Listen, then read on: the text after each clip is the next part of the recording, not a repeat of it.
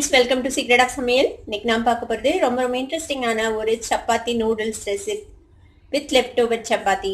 அதான் இன்னைக்கு நம்ம செய்ய போறோம். நம்ம செஞ்ச சப்பாத்தி வந்துட்டு உங்களுக்கு லெஃப்ட் ஓவர் ஆயிடுச்சுன்னா இந்த ரெசிபி கண்டிப்பா ட்ரை பண்ணுங்க. ரொம்ப சூப்பரான ரெசிபி, ஹெல்தியானதும் கூட, ஏகப்பட்ட வெஜிடபிள் சேர்த்து போறோம். இது கூட கிட்ஸுக்கு வந்து ரொம்ப பிடிக்கும். இதை வந்து நீங்க லஞ்ச் பாக்ஸுக்கு கூட கொடுத்து விடலாம். கிட்ஸுக்கு கண்டிப்பா மிச்சம் வைக்காம சாப்பிட்டுருவாங்க இந்த மாதிரி செஞ்சு கொடுத்தீங்கன்னா.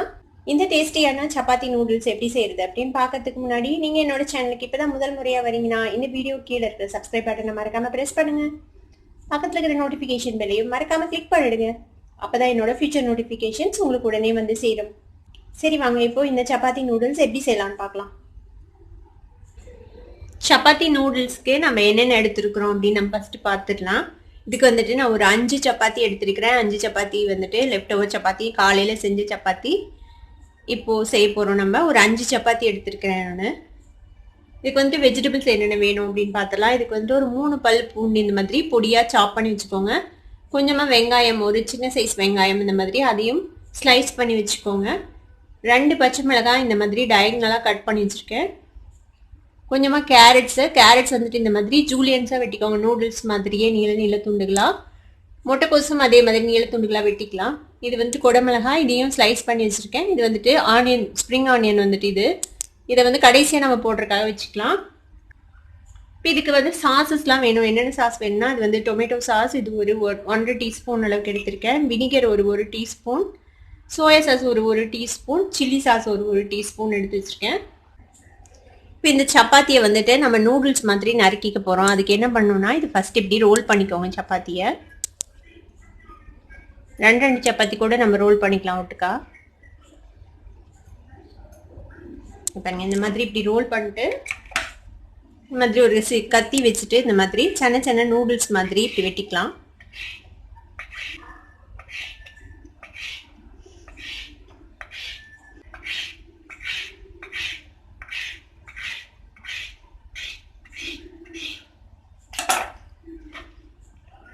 பாருங்க, இப்போ இப்படி பிரித்து விட்டுட்டோம்னா நமக்கு வந்துட்டு சப்பாத்தி நூடுல்ஸ் வந்து கிடைச்சிடும். இந்த மாதிரி இது மாதிரியே நம்ம எல்லா சப்பாத்தியையும் வெட்டி வச்சுக்கலாம். பாருங்க, நம்ம எல்லா சப்பாத்தியும் இந்த மாதிரி நூடுல்ஸ் மாதிரி வெட்டியாச்சு. ஒரு பேன் அடுப்பில் வச்சிருக்கேன். இதில் வந்துட்டு ஒரு 2.5 டீஸ்பூன் அளவுக்கு எண்ணெய் விட்டுக்கலாம். வெஜிடபிள்ஸ் எல்லாம் வதக்கணும், அதனால. இப்போ எண்ணெய் ஹீட் ஆயிடுச்சு. இதில் ஃபர்ஸ்ட் வந்துட்டு நம்ம நறுக்கி வச்சிருக்கிறேன் இந்த பூண்டு சேர்த்திக்கலாம்.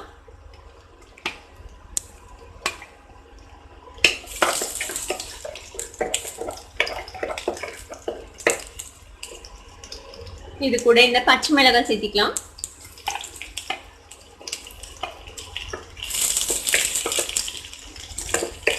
பச்சை மிளகாயும் பூண்டு ஓரளவு ஃப்ரை ஆயிடுச்சு. இந்த வெட்டி வச்சிருக்கிற வெங்காயம் சேர்த்திக்கலாம். இந்த வெங்காயத்துக்கு பதிலாக நீங்க வந்து ஸ்ப்ரிங் ஆனியனோட ஒயிட் பார்ட்டை கூட போடலாம். இந்த வெங்காயத்தையும் லேசாக வதக்கிக்கலாம். எல்லாம் ரொம்ப ஓவரா ஃப்ரை பண்ண தேவையில்லை. ஓரளவுக்கு கொஞ்சம் இந்த கிரன்ச்சோட இருக்கலாம் எல்லா வெஜிடபிள்ஸும். இப்போ இது கூட நம்ம இந்த முட்டைக்கோசும் கேரட்டும் சேர்த்திக்கலாம்.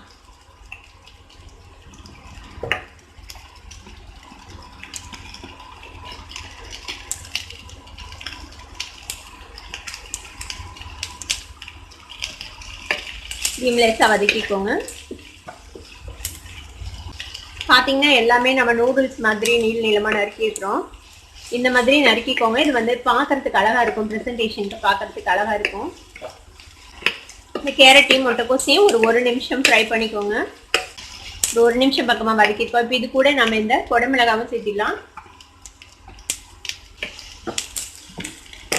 இந்த காய்கறிகளுக்கு தேவையான உப்பு சேர்த்திக்கலாம். சப்பாத்தியில் கொஞ்சம் உப்பு இருக்கும், அதை கவனத்தில் வச்சு உப்பு சேர்த்திக்கோங்க. ஓரளவுக்கு வதங்கிடுச்சு நம்மளோட வெஜிடபிள்ஸ் எல்லாம். இப்போ நம்ம இந்த சாஸ் எல்லாம் ஆட் பண்ணிடலாம். இப்போ இதில் வந்து நம்ம எடுத்து வச்சிருக்கேன் இந்த டொமேட்டோ சாஸ் சேர்த்திடுங்க. இந்த சாஸஸ் எல்லாம் உங்களோட விருப்பம் தான். உங்களுக்கு இனிப்பு அதிகமாக வேணும் அப்படின்னு நினச்சிங்கன்னா டொமேட்டோ சாஸ் கொஞ்சம் சேர்த்திக்கோங்க. காரமாக வேணும் அப்படின்னு நினச்சிங்கன்னா சில்லி சாஸ் சேர்த்து ஆட் பண்ணிக்கலாம். இப்போ இந்த சோயா சாஸ் சேர்த்திக்கலாம். 1 டீஸ்பூன் வினிகர் சேர்த்திக்கலாம். கூடவே இந்த 1 டீஸ்பூன் சில்லி சாஸும் சேர்த்திக்கலாம். நான் வந்து ரெட் சில்லி சாஸ் ஆட் பண்ணுறேன். நீங்கள் வந்து க்ரீன் சில்லி சாஸ் கூட ஆட் பண்ணலாம். உங்களுக்கு எதோட ஃப்ளேவர் பிடிக்குமோ அதை ஆட் பண்ணிக்கலாம். இதோட சேர்த்து எல்லாம் மிக்ஸ் பண்ணிடலாம்.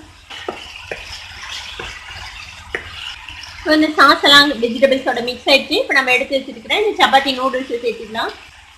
இதையும் எல்லாம் ஒன்றா சேர்ந்து கலந்துடுங்க.